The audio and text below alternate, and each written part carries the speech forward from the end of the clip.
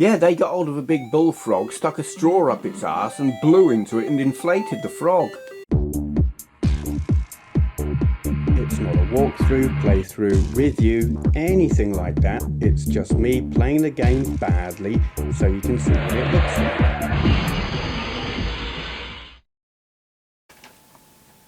This is Dig Dug on the Texas Instruments TI99 4A. Let's see. Struggling with my modulator, I keep losing colour. Let's see how this goes. Press plus to select difficulty. No. Why is there a carrot there? No idea. I don't know. Oh, yes, we're working. Cool. Okay, where's me mat? Oh, he's at the top. Duh.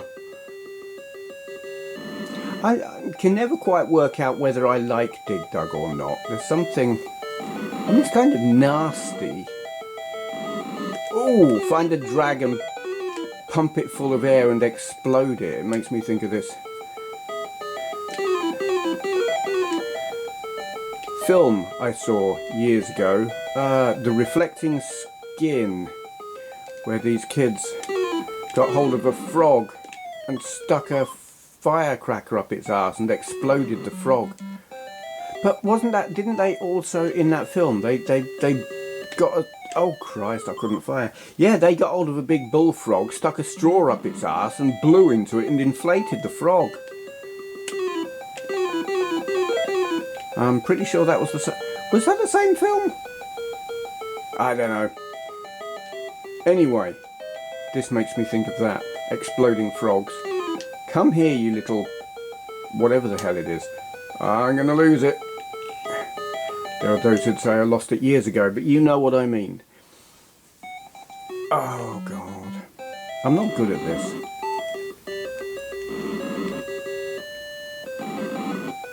Go on, fall on his head. Fall. Yes.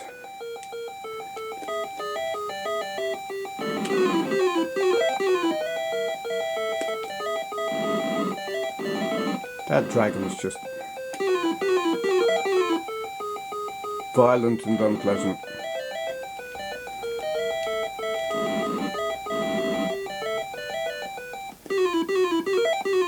I'm gonna get you, he says. Yay.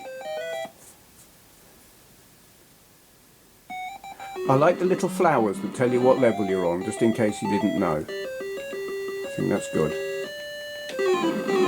Blow you up. I think we want to blow up that dragon first. Oh God! Sometimes your pipe doesn't come out quick enough.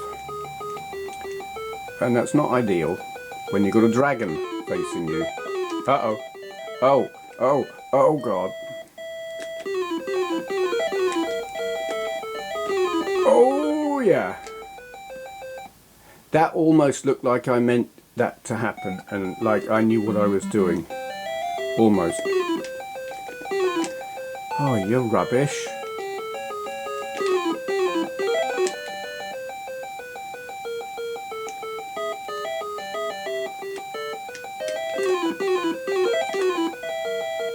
That's an interesting strategy. Attack downwards. Oh, no. Not if they see you coming. Okay. Dig Dug. Texas Instruments TI99 4A. It's a pretty good version of it. Not the best, but good enough. I think if it was 1983 and I had a Texas Instruments and I had this game, I would be quite happy with it. It certainly beats the version on the Atari 2600 that I had back in the day. Okay, thank you for watching. Hello, today's question for Q&A is from Phillippe DuLait. I hope I'm saying that right. Sounds French. Link to their channel down there. For Q&A, Steve, what is your view on replacement IPS screens in handhelds, such as Neo Geo or GBA, where the lack of backlight can be a significant weakness? Thanks.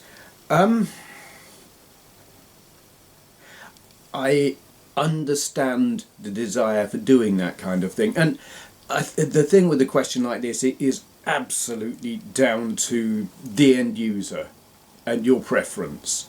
For some people, adding a replacement screen, it will vastly improve the gaming experience on that handheld.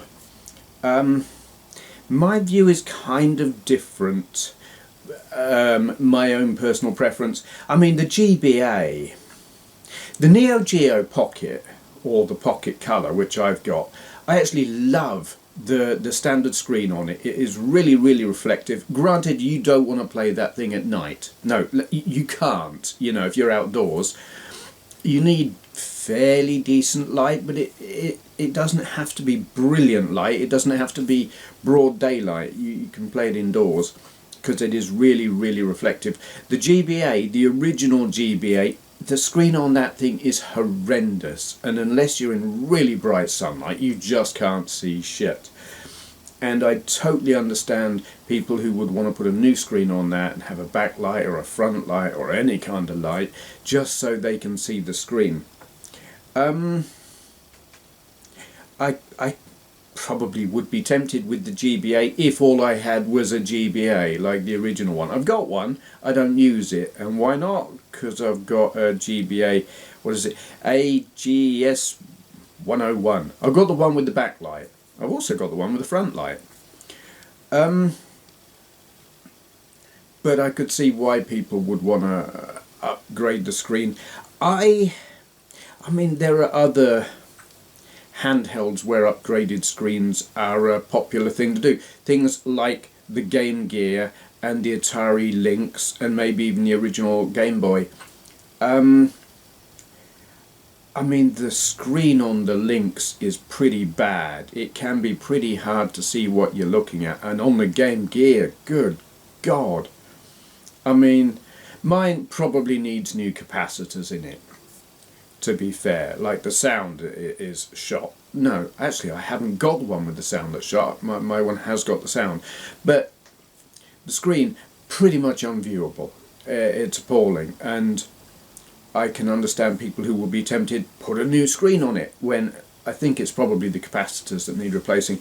But here's the thing, I don't do that on mine, and I don't really feel the urge to do it, because when I'm playing on one of those old handhelds, I'm doing it, actually I'm probably doing it to record a video.